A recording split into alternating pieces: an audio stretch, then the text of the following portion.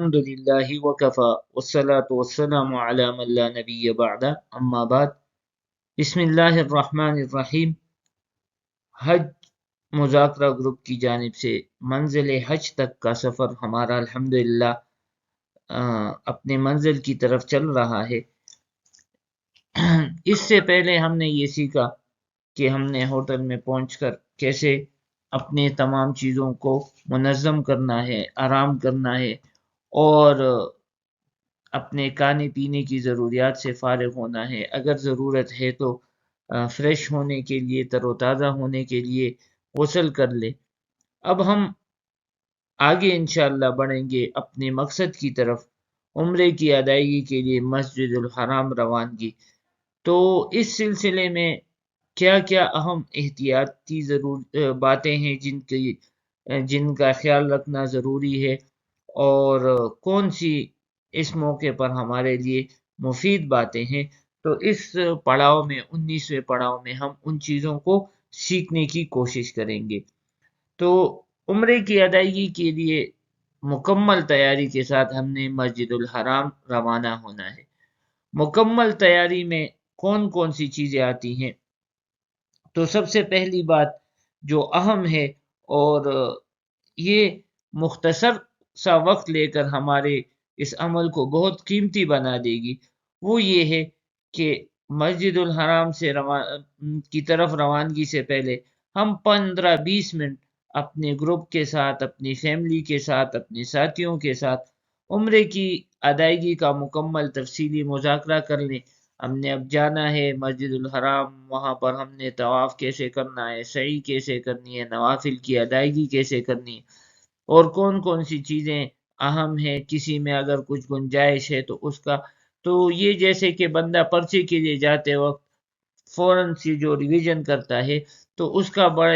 مفید فائدہ ہوتا ہے۔ تو اس طرح اگر ہم بھی ان 15-20 منٹ نکال کر اس مذاکرے کا اہتمام کر لیں تو انشاءاللہ اس سے ہمارے یہ عمرے کی ادائیگی میں بہت زیادہ ہمیں آسانی ہو جائے گی، اور انشاءاللہ ہمارا عمرہ سنت اور مستحبات کے مطابق انشاءاللہ ہو جائے گا۔ اس کے بعد دوسری اہم چیز جو تیاری میں ضروری ہے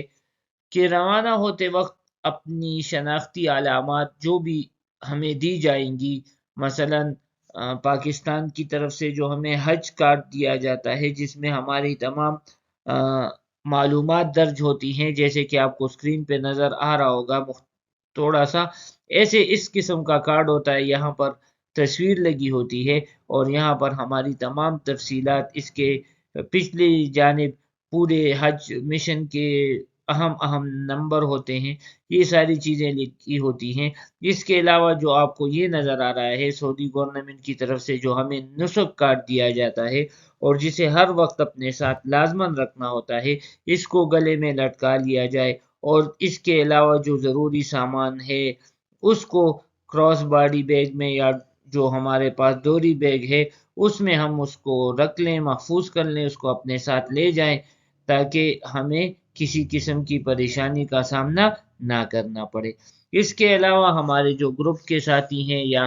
فیملی ممبر ہیں تو آپس میں موبائل نمبر ایکسچینج کر لیں، لازماً ایک دوسرے کے موبائل میں محفوظ کر لیں تاکہ اگر ضرورت ہو تو ہمیں آپس میں ایک دوسرے کے ساتھ جاتے وقت آتے وقت رابطہ کرنے میں آسانی ہو۔ اس کے علاوہ اہم جو چیز ہے کہ ہم اپنی رہائش گاہ چھوڑنے سے پہلے، ہوٹل چھوڑنے سے پہلے اپنے موبائل میں ہوٹل کا نام یا بلڈنگ کا نمبر محفوظ کر لیں، اس کی تصویر لے کر اپنے موبائل میں محفوظ کر لیں، اور اسی طرح جدید ٹیکنالوجی کو استعمال کرتے ہوئے لوگ اپنے بلڈنگ کی لوکیشن اپنے موبائل میں ضرور محفوظ کر لیں تاکہ واپسی میں اگر خدا نخواستہ ایک دوسرے سے بچڑ جائیں یا بس میں کوئی مسئلہ ہو تو اس لوکیشن کے ذریعے سے ہم اپنے بلڈنگ اور اپنے ہوٹل آسانی سے پہنچ سکیں۔ اس کے علاوہ روانگی سے پہلے جس بلڈنگ یا ہوٹل میں ہے اس کے استقبالیہ کاؤنٹر سے ان کا وزٹنگ کارڈ ضرور لے لیں تاکہ واپسی پر ہمارے لیے آسانی ہو، خصوصاً ہماری بہنیں جو ہیں ان کو بعض مرتبہ ایسی بھی ہوتی ہیں کہ جن کا زیادہ تر باہر کا سفر نہیں ہوتا یا بازاروں کے عادی نہیں ہوتے، تو ان کے لیے تو یہ کارڈ بہت ضروری ہے کہ خدا نخواستہ اگر واپسی میں کوئی مشکل ہو تو اس پہ عموماً کارڈ کی بیک سائڈ پہ، پچھلی سائڈ پہ ہوٹل کا لوکیشن اور ایڈریس وغیرہ سب کچھ درج ہوتا ہے، تو انشاءاللہ راستہ بھٹکنے سے ہمیں حفاظت ہو جائے گی اور آسانی سے ہم اپنے ہوٹل یا بلڈنگ پہنچ سکیں گے۔ اس کے علاوہ چونکہ ہمارے جو سرکاری حج اسکیم ہوتا ہے، اسی طرح بعض پرائیویٹ حج اسکیم بھی ہوتے ہیں، میں بھی رہائش گاہ عموماً عزیزیہ، بتا قریش وغیرہ میں ہوتا ہے، اور شٹل سروس میں ہمیں اپنے حرم شریف پہنچایا جاتا ہے، تو استقبالیہ کاؤنٹر پر عموماً معاونین اور سٹاف موجود ہوتے ہیں، ان سے اپنے بس کا نمبر بھی معلوم کر لیں اور ڈراپ پوائنٹ کہ ہمیں کہاں پر یہاں سے لیا جائے گا اور کہاں پر مسجد الحرام کے قریب کس مقام پر ہمیں اتارا جائے گا، اور عمرے کی ادائیگی کے بعد ہم واپس جب آئیں گے تو کہاں سے ہمیں بس ملے گی، تو اس ڈراپ پوائنٹ کا معلوم کرنا انتہائی ضروری ہے۔ بس میں سوار ہونے سے پہلے بس کا روٹ اور نمبر اپنے موبائل میں یا اپنے پاس کسی نوٹ بک میں محفوظ کر لیں۔ یہ تھوڑی تھوڑی معمولی باتیں اور یہ احتیاطیں ہمارے حج کے سفر کو آسان بنانے والی ہیں، تاکہ خدا نخواستہ ہم دیگر مسائل میں الجھنے کے بجائے اپنی عبادات کو یکسوئی کے ساتھ اچھے طریقے سے کر لیں۔ یہ انتظامات کوئی توکل کے خدا نخواستہ خلاف نہیں، اسلامی تعلیمات کے خلاف نہیں، بلکہ یہ اسی لیے ہیں کہ ہم اپنی عبادت کو یکسو ہو کر سکیں اور اچھے طریقے سے اپنی عبادت کو سر انجام دے سکیں۔ تو ہم اپنے بس میں سوار ہونے سے پہلے اس کا نمبر، ساری چیزیں محفوظ کر لیں اپنے پاس، اپنے موبائل میں۔ اس کے علاوہ جب آپ جس جگہ پر اتریں گے، بس ڈراپ پوائنٹ جو ہمارا ہوگا، جو حرم شریف کے قریب ہوگا، تو اس کا نام اور لوکیشن بھی اپنے موبائل میں محفوظ کر لیں، تاکہ عمرے کی ادائیگی کے بعد واپسی میں ہمارے لیے کوئی مشکلات نہ ہوں اور ہم بالکل آسانی سے اپنے بس پر پہنچ سکیں، اپنے وہی بس ہم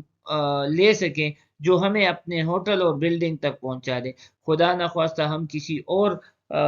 طرف کی بلڈنگ والوں کے بس میں بیٹھ نہ جائیں اور ہمیں کسی قسم کی پریشانی کا سامنا نہ ہو۔ اسی طرح ڈراپ پوائنٹ سے حرم کے داخلی دروازے تک راستے کو اچھی طرح یاد کر لیں، ارد گرد کچھ مخصوص نشانیاں رکھ لیں۔ یہ ابتداً 1-2 دن کی احتیاطیں ہیں، پھر تو انشاءاللہ ہم ایسے عادی ہو جائیں گے، وہ ہمارے کہتے ہیں نا کہ پھر تو ہماری پشتوں میں کہتے ہیں پپٹوستر کو، یعنی بند آنکھوں سے بھی انشاءاللہ ہمارے سارے راستے ہمیں یاد ہو جائیں گے، لیکن ابتدائی چند دنوں تک ہمیں ان چیزوں کی بہت احتیاط کرنی ہوگی۔ اسی طرح چونکہ ہم احرام کی حالت میں ہیں، تو ہمیں تمام راستے میں تلبیہ کا ورد کرنا چاہیے، دیگر ذکر اذکار، کیونکہ اب ہم انشاءاللہ عمرے کی ادائیگی کے لیے مسجد الحرام میں داخل ہونے والے ہیں، تو طواف کی ابتدا تک یہ تلبیہ، یہ حاجی کا ترانہ ہے، اور یہ اسے بار بار یہ احساس دلانے والا ہے کہ اس رب کریم نے مجھے اپنے گھر میں آنے کی توفیق عنایت فرمائی ہے۔ تو اللہ جل شانہ سے یہی دعا ہے کہ اللہ ہمارے اس حاضری کو مقبول اور مبرور بنا دے، اور ہمارے اس حج کو اپنی فضل اور اپنے احسان سے آسان بھی بنا دے اور اپنی درگاہ میں قبول بھی فرما دے۔ وآخر دعوانا ان الحمد للہ رب العالمین۔